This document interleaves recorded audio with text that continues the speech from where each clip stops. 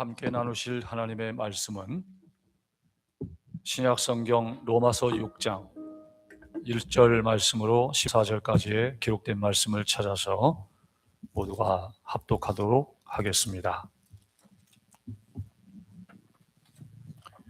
여러분이 가지고 계신 성경책은 6장에 있는 말씀에 세례라고 쓰여 있는 성경책을 가지신 분이 계시고, 또 하나는 침례라고 기록된 성경을 가지고 계신 분이 계실 것입니다. 또는 어떤 성경책은 세례 이렇게 써 있고 밑에 관주 위쪽에 헬라어로 또는 침례라고 기록되어 있는 성경책을 모두가 가지고 계실 것이라고 생각합니다.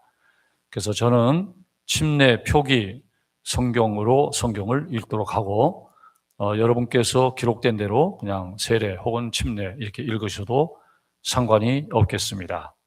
그런즉 1절부터 14절까지 읽겠습니다. 시작.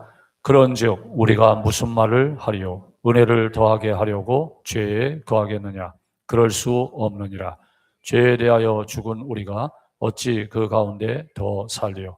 무릇 그리스도 예수와 합하여 침례를 받은 우리는 그의 죽으심과 합하여 침례를 받은 줄을 알지 못하느냐? 그러므로 우리가 그의 죽으심과 합하여 침례를 받음으로 그와 함께 장사되었나니 이는 아버지의 영광으로 말미암아 그리스도를 죽은 자 가운데서 살리심과 같이 우리로 또한 새 생명 가운데서 행하게 하려 함이라. 만일 우리가 그의 죽으심과 같은 모양으로 연합한 자가 되었으면 또한 그의 부활과 같은 모양으로 연합한 자도 되리라. 우리가 알거니와 우리의 옛사람이 예수와 함께 십자가에 못 박힌 것은 죄의 몸이 죽어 다시는 우리가 죄에게 종노릇하지 아니하려 함이니 이는 죽은 자가 죄에서 벗어나 의롭다 하심을 얻었습니다. 만일 우리가 그리스도와 함께 죽었으면 또한 그와 함께 살 줄을 믿노니 이는 그리스도께서 죽은 자 가운데서 살아나셨음에 다시 죽지 아니하시고 사망이 다시 그를 주장하지 못할 줄을 알미로라. 그가 죽으심은 죄에 대하여 단번에 죽으시며 그가 살아 계심은 하나님께 대하여 살아 계심이니 이와 같이 너희도 너희 자신을 죄에 대하여는 죽은 자요 그리스도 예수 안에서 하나님께 대하여는 살아있는 자로 여길지어다. 그러므로 너희는 죄가 너희를 죽을 몸을 지배하지 못하게 하여 몸의 사욕을 순종하지 말고 또한 너희 지체를 불의의 무기로 죄에게 내주지 말고 오직 너희 자신을 죽은 자 가운데서 다시 살아난 자 같이 하나님께 드리며 너희 지체를 의의 무기로 하나님께 드리라. 죄가 너희를 주장하지 못하리니 이는 너희가 법 아래에 있지 아니하고 은혜 아래에 있음이라. 아멘. 감사합니다.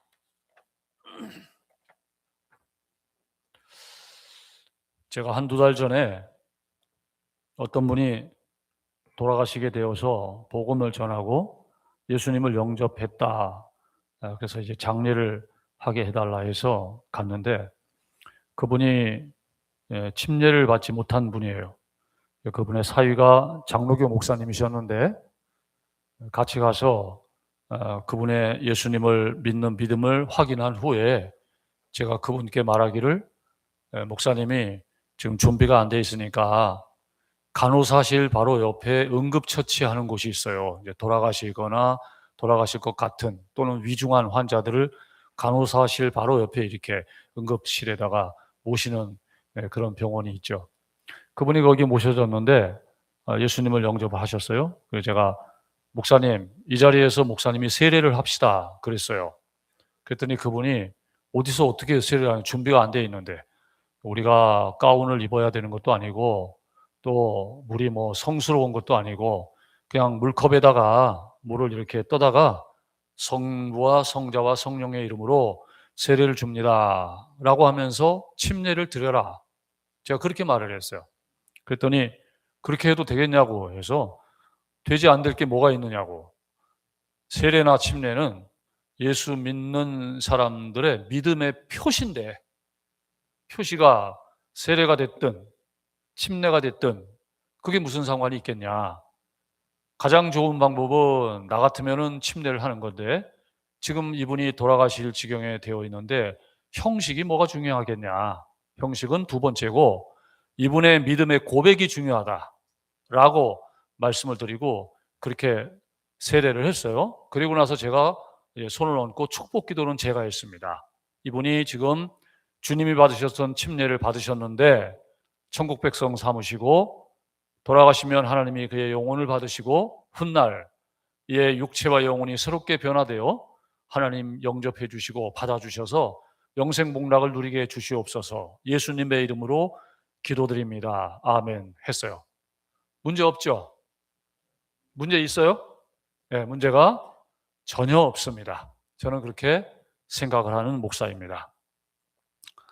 존 칼빈이라고 하는 사람이 기독교 강요에다가 이런 글을 쓰셨어요. 아주 존경받는 훌륭한 학자인데 목사님들이 되기 전에 공부할 때 이 기독교 강요를 다 읽습니다. 여기에 뭐라고 써 있는가 하면 이렇게 써 있습니다. 침례를 받고자 하는 사람이 완전히 침수되어야 한다든지 또는 2번이나 3번 침례를 받아야 한다든지 아니면 물을 부어 뿌려야 한다든지 하는 따위의 세세한 것들은 중요한 일이 아니다. 그러한 것들은 여러 나라에 속한 교회들에 일임해야 할 것이다. 그럼에도 불구하고 baptize라는 단어는 침수하다를 뜻하며 고대 교회에서도 이러한 침수례가 준수되었다는 사실은 분명하다. 이렇게 기록을 하셨어요. 오늘은 침례식을 합니다. 7분이 침례를 받고 2분이 일정이 맞지 않아 받지 못하는데 2분은 제가 상의를 해서 다다음 주 정도에 다시 계획을 하고 있는데 상의되면 광고를 하도록 하겠습니다. 침례교회는 2가지 의식이 있습니다. 그 2가지 의식이 있는 이유는 예수님의 명령이기 때문에 그렇습니다. 명령이 아닌 것은 바꿀 수 있어요. 근데 명령인 것은 바꾸기가 어렵습니다. 그 명령을 순종하고 따르는 방식은 약간 변화가 될 수 있지만 그 명령한 것을 거부하거나 취소하거나 바꿔서는 안 되는 것입니다. 그 2가지가 바로 첫째는 침례요, 2번째는 성찬입니다. 이것은 바로 예수님의 명령입니다. 그래서 침례는 일평생에 딱 1번 받습니다. 저는 1978년 6월 25일 주일 오후 2시에 답심리 침례교회라고 하는 그 예배당 강대상 밑에 있는 침례탕에서 침례를 받았어요. 이 강대상을 딱 치우면 침례탕이 나와요. 78년 6월 25일을 제가 그 이전에 물론 예수님을 믿었지만 그날 침례식으로 마치 예수님을 믿는 믿음의 반지, 고백의 반지를 꼈다고 생각해서 그날을 영적 생일이다라고 제 스스로 그냥 여기고 살아요. 여러분들은 그 날짜가 언제인지 혹시 기억하십니까? 기억하는 건 전혀 중요한 게 아니에요. 다만 나 자신이 믿음 생활을 하면서 자기 자신이 나는 언제 침례를 받았구나라고 하는 걸 기억하는 것은 나쁘지 않은 것이고 더 적극적으로 말하면 좋은 것이에요. 그렇기 때문에 이 침례는 정당하게 받아야 하고 일생에 1번 받지만 정당하지 않게 받은 침례는 다시 받을 수 있습니다. 다시 받을 수 있습니다. 이것을 고쳐받는다라고 해요. 예를 들자면 내가 어렸을 적에 엄마가 나를 데리고 가가지고 유아 세례 이런 걸 했어. 그래서 나는 그때 세례 받았어 라고 하면 그분은 다시 받아야 돼요. 또 하나는 내가 학창시절에 애들이 받는다고 하니까 그때 우리 학년 애들은 싹 다 받았는데 나라고 빨리 쏘냐? 나도 그냥 머리를 뒤밀었더니 목사님이 물 속에 쑥 집어넣다 뺐는데 그때 그냥 물을 무지하게 먹었어. 근데 난 그때 받았어 라고 하는데 믿음의 고백을 했느냐고 물어보니까 아이 그때는 그런 게 어딨어요. 그냥 이름 올리는 게 최고지. 그건 다시 받아야 돼요. 6월 달에 여러분께서 6.25 한 끼 금식원금을 하셨죠. 거기에 모여진 돈이 60-70여만 원 정도 됐던 걸로 제가 기억하는데 그거를 군선교 쪽에 제가 보냈습니다. 그때 3,000명의 논산훈련소의 장병들이 우리 침례교 목사님들에게 침례를 받았어요. 3,000명. 그럼 걔네들이 침례를 받을 때 믿음의 고백을 드리고 침례를 받은 형제들이 있지만 많은 병사들이 그건 그만두고 그날 특식이 나오고 연예인이 출연하고 TV에 나오고 또 멋있고 아름다운 그런 사람들이 오기 때문에 그날은 거기 가야 돼. 그리고 어두운 밤에 캄캄한 밤에 그 노래 불러야 돼. 그게 우리나라 군가인 거 아세요? 가짜 군가이긴 한데 그거 모르면 대한민국 군인 안 갔다 온 겁니다. 그 실로암을 막 열정적으로 춤을 추면서 아이들이 막 몇 분 동안 부릅니다. 그게 동영상에도 나옵니다. 그거 딱 틀어놓고서 가슴이 벅차요. 그럼 그 애들이 그 장병들이 그날 단체로 3,000명이 침례받았으면 침례가 된 겁니까? 아닌 사람들이 많은 거죠. 그건 이제 제대하고 나서 전역하고 교회로 돌아오거나 전도를 받아서 예수님을 믿게 되면 세례를 받든지 침례를 받든지 다시 받아야 돼. 그래서 다시 받아야 된다는 얘기를 제가 드리는 거예요. 저는 다시 받을 필요가 있을까요? 없을까요? 네, 없어도 돼. 여러분 인정해 주셔서 고맙습니다. 제가 믿음을 고백하고 받았으니까 해야 돼. 제 아내가 이 얘기를 했더니 나는 당신 78년이면 후배네. 내가 77년이야. 그러는 거예요. 저는 뭐든지 저희 집사람한테 딸려요. 제 아내는 어렸을 때 6살 때 사립 유치원을 졸업했습니다. 학력도 딸리고 침례도 딸리고 몸무게도 딸리고 다 딸려요. 눈치가 보여요. 이쪽 보고 해야 돼. 침례를 다시 받을 필요가 있다 없다? 없다. 이렇게 말할 수가 있겠습니다.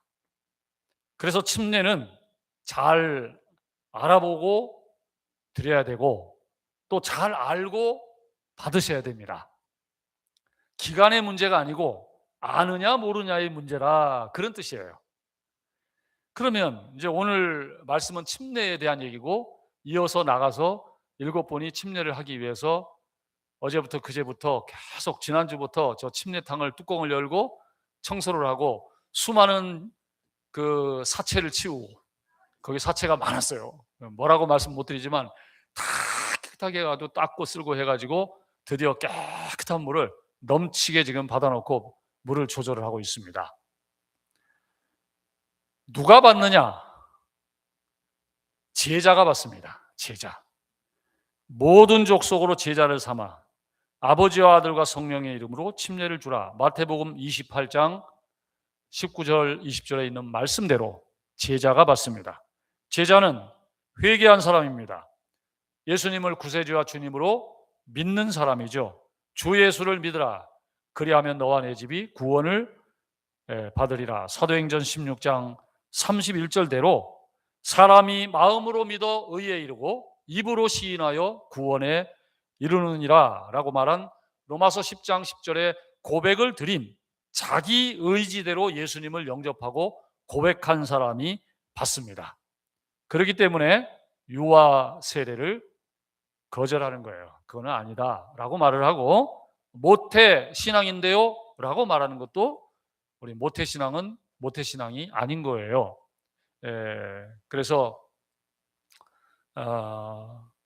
죄송한데 유아 세례가 안 되기 때문에 그 유아 세례를 받으신 분들은 다시 받으셔야 됩니다. 그 대신 예수님께서 아이들이 예수님께 가까이 오니까 그 아이들을 칭찬하고 축복하셨어요. 안아주시고 축복하신 것. 그리고 어린 사무엘이 성전에 어릴 때부터 들어가 가지고 하나님의 말씀을 배우고 예배를 익히고 했던 것을 근거로 해서 우리는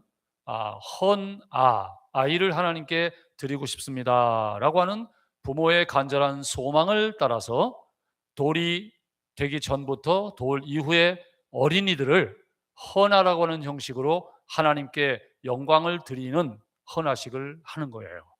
그건 침례와 다른 것입니다.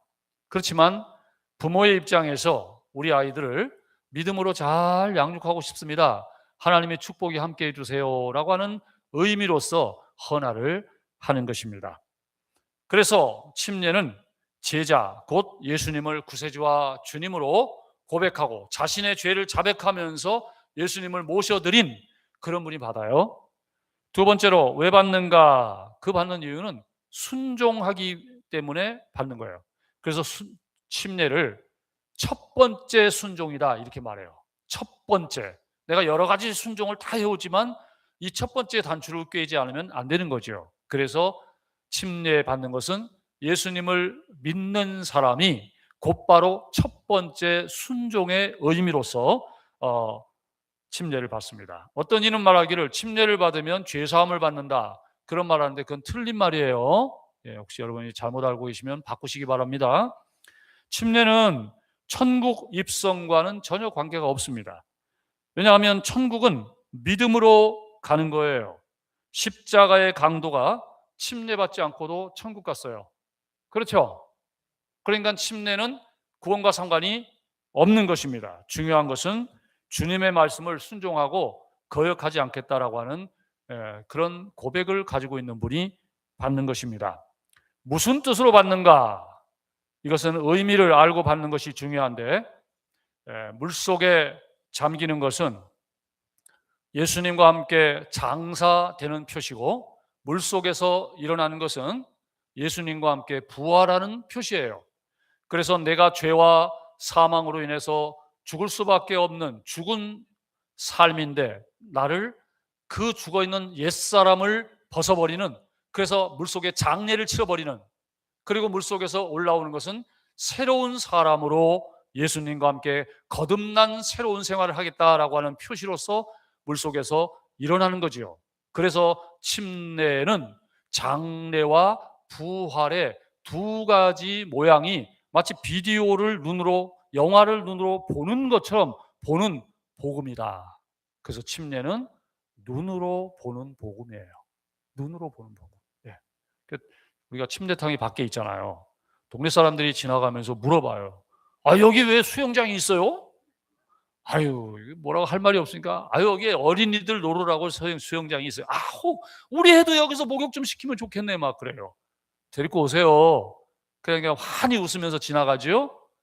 동네 사람들에게 우리가 침례를 이따가 다 같이 내려가서 찬송 부르고 할 건데 한번 생전 구경해 보지 못한 침례를 한번 구경해 보시라고 밖에다가 해놨어요. 그래서 사람들이 막 하얀 가운을 입고 들어갔다 나갔다 하는 거 보면 신기해할 겁니다. 저거는 뭐 하는 거지? 라고 의문을 하고 젊은이들은 아마 찾아볼 거예요. 이게 뭘까? 그러면 이제 영상에 다 나와요. 침례라고 하는 것은 물속에 잠기는 것이고 죄와 욕정은 십자가에 못 박고 또 사망과 죄가 옛사람의 모습으로 가지고 있는 우리가 다 장례를 치르는 것이며 물에서 올라오면서 부활의 몸을 입고 새로운 사람으로 이제 내가 새로운 피조물로서 거듭난 삶을 살겠습니다라고 하는 첫 순종의 삶, 순종의 시간이 시작되었습니다라고 하는 걸 알리는 것이 바로 침례다. 이렇게 됩니다. 그럼 어떻게 받는가? 이 침례는 처음에 기독교 강요에서 말한 대로 침수 침례입니다. 여러분 그 침수됐다 그 말 알죠? 비가 많이 와갖고 침수됐네? 물속에 잠겼다 그런 뜻이죠. 마가복음 1장 9절로 10절에 예수님께서 침수 침례를 받으셔요. 침례가 필요 없는 분이지만 요한에게 침례를 질서를 따라 받으시고 모범을 보이시면서 침례를 요단강에서 받으십니다. 그래서 목사님들이 성지순례를 가시면 요단강을 꼭 가셔요. 가셔갖고 교파를 떠나서 감리교든 순복음이든 장로교든 뭐 구세군이든 뭐 할 거 없이 모두가 거기 가셔가지고 한 가지 침례교 목사한테 부탁할 게 있다. 침례교 목사가 같이 가면 그 얘기를 해요. 뭐냐 물어보면 내가 이 요단강에서 침례를 받고 싶은데 한번 해줄 수 있겠냐? 그러면 그거야 해드리는 거 어렵지 않죠 하고 성부와 성자와 성령의 이름으로 침례를 줍니다 하고 물속에 딱 집어넣었다가 빼요. 사진 한 장 찍으려고 예수님이 그렇게 받았다고 하니까 내가 2000년 전 예수님 받은 대로 나도 이 똑같은 강에 와서 한번 받아보고 싶다. 그래서 하시는 분들이 계셔요. 다 하지는 않지만 그걸 미리 생각하고 가시는 분들이 있어요. 그럼 우리는 이제 500원 받고 해줘요. 500원. 이제 그게 뭐냐면 우리의 자존감이지. 침례는 사실 좀 복잡해요, 여러분. 왜냐하면 물속에 들어가야 되지. 그럼 옷을 갈아입어야 되지. 들어갔다 나오면 또 옷 갈아입어 샤워해야 되지. 또 닦아야 되지. 사진 찍어야 되는데 이거 다 이거 막 이렇게 막 해갖고 해왔는데 다 망가지지. 그러니까 여러분 침례 받는 그 의식 자체가 굉장히 번거로워요. 조선시대 1889년에 침례교가 한국에 들어왔습니다. 1889년 말콤 시 페닉이라고 하는 분이 최초의 선교사로 침례교 선교사로 들어오셔 침례를 주는데 조선이 양반 나라 아닙니까? 또 남녀 7세 부동석의 나라 아닙니까? 아니 여자들이 말이야 옷을 입고 들어가는데 환히 이렇게 다 딱 붙어갖고 저거 뭐 하는 짓이냐고 막 노인분들이 가 쓰고 곰방개 담배 피우시면서 야단을 친 거예요. 저거가 지금 뭐 하는 거냐고 저렇게 물속에 들어갔다 나왔다 저 꼴보기가 이상하다고 그렇게 야단을 쳤어요. 그래서 이 침례교가 세례를 하지 않고 침례를 하는 것 때문에 많이 이렇게 사람들한테 동의를 얻지 못했어요. 예수님이 받은 방법임에도 불구하고 모양 빠진다 그런 말씀들을 했어요. 그런데 이제 100년이 지나가면서 우리나라의 침례교가 점점 해서 전국에 3,500개 교회가 되고 몇십만 명의 신자가 생긴 이후부터는 그 침례가 훨씬 보기도 좋고 비디오 찍어놓는데도 모양도 나더라고 또 그런 말들을 해요. 그래서 조금 자존감이 회복됐어요. 그럼에도 불구하고 침례가 의식적으로 시간이 걸려요. 세례를 하는 분들은 10분이면 10분 쪼르륵 나오셔가지고 성부와 성자와 성령의 이름으로 성부와 성자와 성령의 이름으로 그럼 뭐 1분이면 끝나. 근데 이 침례식은 1주간 2주간을 준비를 해야 돼요. 탕을 닦아야지 없으면은 그냥 또 저 바닷가로 가야 되지 이게 아주 어렵습니다. 제가 제일 힘들었던 침례식은 시화호에서 침례받을 때예요. 누가 거기서 받자고 했는지 모르겠지만 거기 밀물 썰물 있을 때 밀물이 조금 들어왔을 때 제가 들어갔다가 여기 28군데를 긁혔어요. 이 조개에다가 한번 빗뚝 넘어지면서 긁히고 나중에 나오니까 20몇 군데 긁혔더라고요.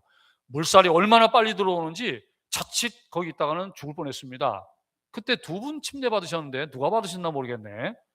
그때가 침례가 제일 어려웠고 우리 안수 집사님 한 분 계시는데 강에서 침례를 받는데 저녁 때가 되었어요. 물을 못 찾아가지고 한참 찾았는데 침례를 받았죠. 그 다음날 아침에 보니까 거기 물이 아주 지저분했어요. 보니까 제 각도로 보면 여기 11시에 앉아 계신 안수 집사님이에요.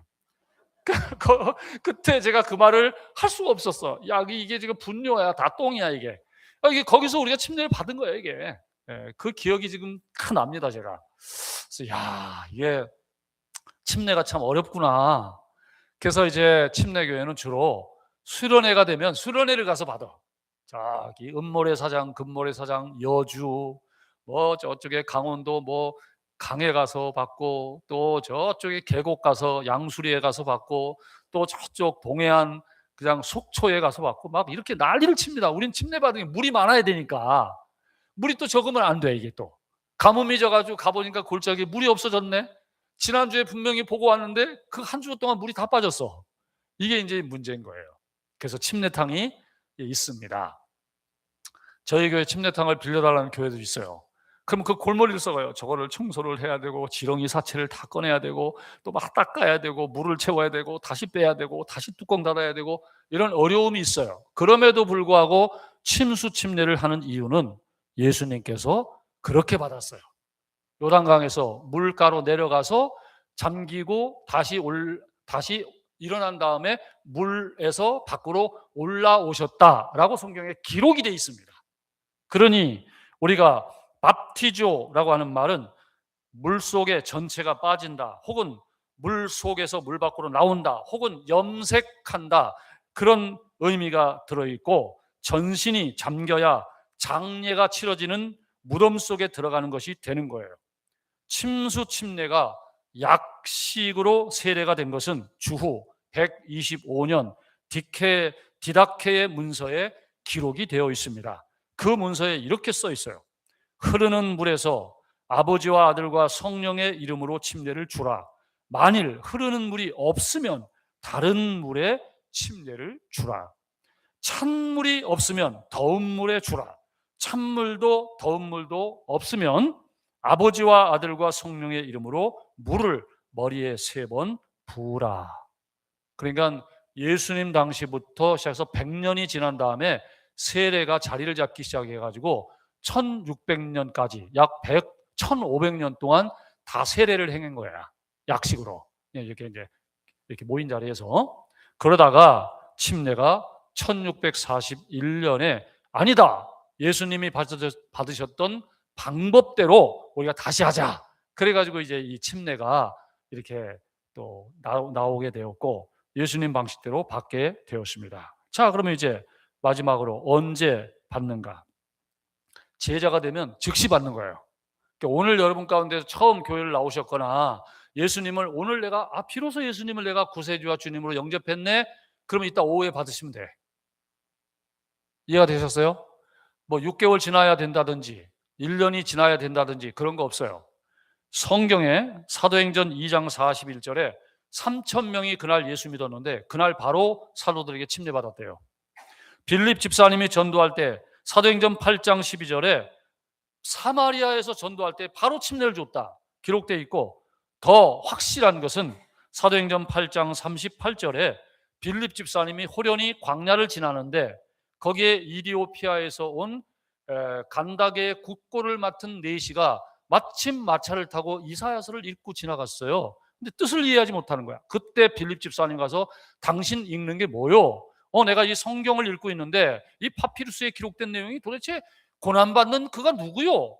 라고 물으니 이 빌립 집사님이 그이가 바로 예수님이시요. 그래서 그때 바로 물가를 지나가다가 내가 침례를 받는 게 받지 못할 이유가 없다 해서 바로 내려가서 침례를 받습니다.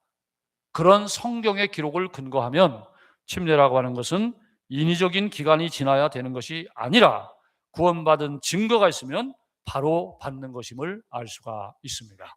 자, 그러면 이제 제가 마지막으로 누가 주는가? 목사가 주죠. 왜 목사가 주는가? 이 성경에 또 뭐라고 되어 있는가 하면 고넬료라고 하는 사람이 이 베드로를 초청해서 복음을 들어요. 그때 고넬료와 그의 집안의 식구들이 이 베드로에게 침례를 받습니다. 그리고 예수님께서 제자들에게 명령하시니 제자들, 그 사도들이 침례를 줬다 성경에 쓰여 있어요. 누디아와 또 옥에 있는 간수가 예수 믿었을 때에 주 예수를 믿으라, 그리하면 너와 네 집이 구원을 얻으리라 라고 하는 바울의 말씀을 듣고 바로 침례를 바울에게 받습니다. 그래서 목사가 하는 거예요. 예외가 하나 있습니다. 조금 전에 말씀드렸죠. 빌립이 직분이 뭐죠?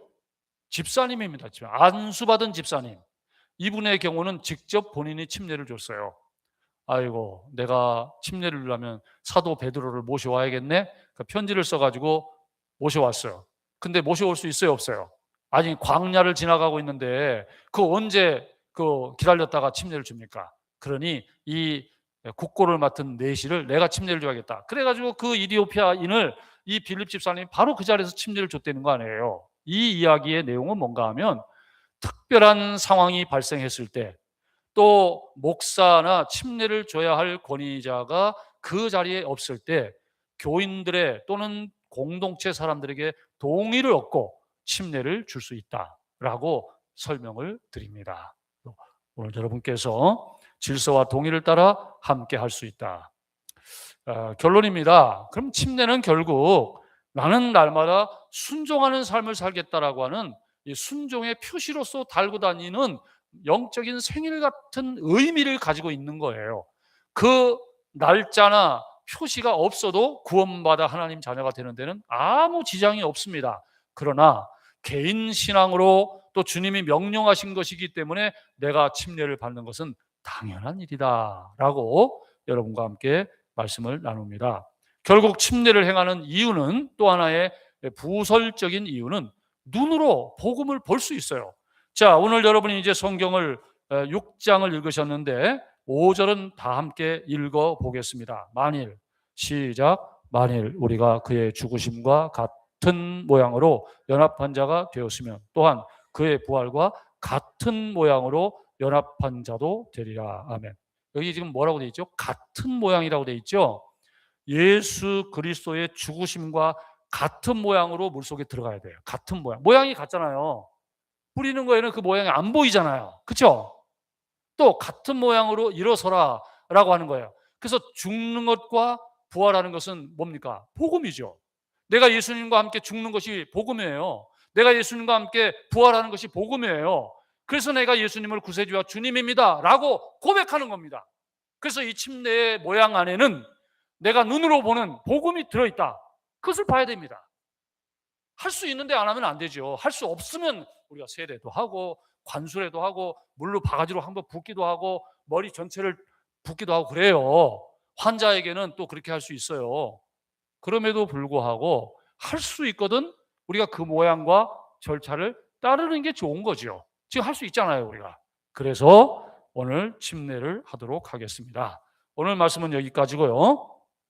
여러분께서 기도하실 때에 침례 받는 분들 7분을 명단이 주보에 있으니까 축복해 주시고, 이제 예배를 마친 후에는 곧바로 나가셔서 함께 참여해 주시고 찬송 부르고 같이 기도하고 또 침례를 축복해 주시기를 부탁을 드리겠습니다.